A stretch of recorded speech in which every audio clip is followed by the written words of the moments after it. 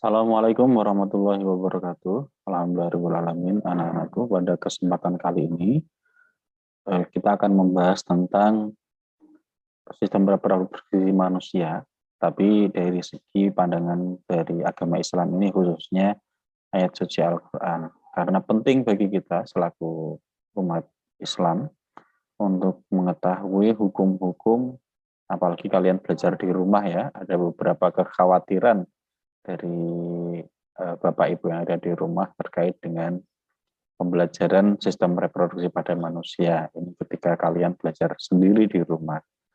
Oleh karena itu, video ini Pak Bosir sampaikan untuk menjadi pemahaman bersama dan pengertian bersama untuk bisa kita pahami ya anak-anak terkait dengan cara pandang Islam terkait dengan sistem reproduksi. Oke, kita lanjutkan.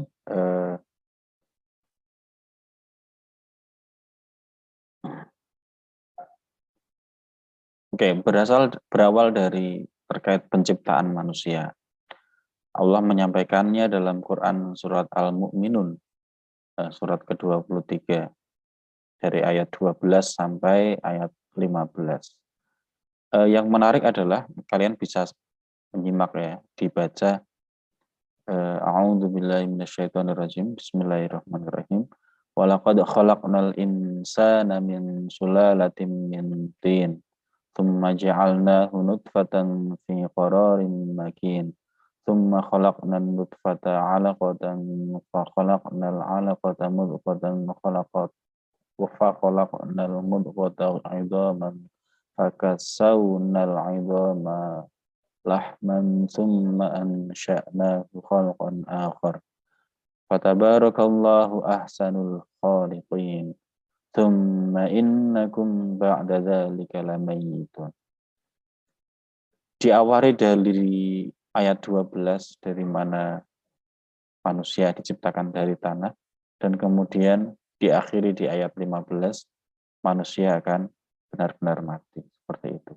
Dari perjalanannya disampaikan oleh Allah melalui Al-Qur'an ini bahwa dari saripati tanah itu atau dari laki-laki ya air mani dan juga perempuan dari saripatinya dari sel telur kemudian disimpan di rahim wanita uterus. Kita sudah belajar sangat lengkap sekali disampaikan di sini. Kemudian air mani itu dijadikan segumpal darah, kemudian jadi segumpal daging, dan segumpal daging itu dibungkus, kami jadikan tulang, lalu dibungkus dengan daging dan kami jadikan ia makhluk yang berbentuk lain. Nah, seperti yang kita ketahui bahwa pada tahapan pembentukan bayi itu ada sel telur dan zigot ya, kemudian berkembang menjadi egg state cell, kemudian menjadi blastula, kemudian jadi gastrula, seperti itu. Ya, di Al-Quran sudah disampaikan ketika Nabi ada sejak sekitar 400 atau abad kelima atau abad keempat Masehi, seperti itu. Sudah 1400 atau 1500 tahun. Nah, kemudian yang berikutnya organ reproduksi. Nah, ini disampaikan oleh Al-Quran pada 4 bagian. Yang pertama adalah Al-Mu'minun ayat kelima, An-Nur ayat 30, An-Nur ayat 31, Al-Ma'arij ayat 29. Yang pertama, Quran surat Al-Mu'minun. Seperti yang kita ketahui di awal surat didahului dengan Qad aflahal mu'minun. Nah, pertanyaannya, apa sih ciri-ciri orang mukmin seperti itu? Dan diantaranya adalah walladzina hum li furujihim hafidun, dan orang yang menjaga kemaluannya. Jadi kewajiban kita sebagai orang mukmin adalah menjaga organ reproduksi kita, seperti itu. Dan di bagian akhir dari sesi ini, alladzina yarithul alladzina yarithunal firdausa hum fiha khalidun. Dan orang mukmin ini yang ada ciri-cirinya itu yang sudah Allah sampaikan dalam Quran surat Al-Mu'minun, di antaranya adalah menjaga kemaluannya akan masuk atau mewarisi surga yang kekal abadi. Oke, kemudian yang berikutnya Quran surat An-Nur ayat 30. Pak Usir langsung kepada artinya saja. Katakanlah kepada orang laki-laki yang beriman, hendaklah mereka menahan pandangannya dan memelihara kemaluannya. Dan ini kata hubung dan ini setara ya anak-anak ya. Setara maksudnya yang menjaga pandangan, menahan pandangan itu setara dengan memelihara kemaluannya. Jadi karena kalian sudah balik, jadi harus menjaga ketika ada bertemu dengan perempuan yang bukan muhrim, menundukkan pandangan seperti itu untuk menjaga pikiran kita biar tidak kemana-mana. Dan kemudian memelihara kemaluannya. Dan yang demikian itu adalah lebih baik bagi mereka, sesungguhnya Allah Maha mengetahui apa yang mereka perbuat. Nah, ini yang Allah sampaikan dalam Quran surat An-Nur. Maaf. Yang berikutnya, ini agak panjang. Kalau tadi yang ayat 30 itu mungkin lebih khusus kepada laki-laki ya. Laki-laki yang beriman. Kemudian yang berikutnya, An-Nur ayat 31, ini bagi wanita yang beriman. Juga diminta untuk menahan pandangannya. Jadi tidak hanya bagi laki-laki saja, tapi juga perempuan. Diminta untuk menjaga pandangan. Dan ini tambahannya adalah, janganlah menampakkan perhiasan. Dan adalah mereka menutupkan kain kerudungnya ke dada, jilbab ya. Dan janganlah menampakkan perhiasan kecuali pada suami, ayah, dan seterusnya. Oke.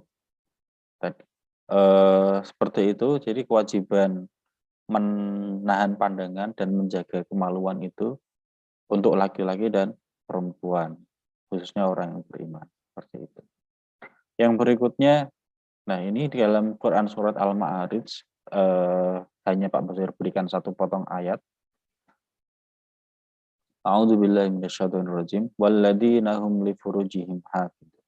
Quran ayat Quran surat Al-Ma'arij ayat 29 di juz 29 ya, bagi anak yang sudah hafal 29. Nah, ini bisa segera mempraktekkan, maksudnya menahan, memelihara kemaluannya. Memelihara kemaluannya ini adalah tidak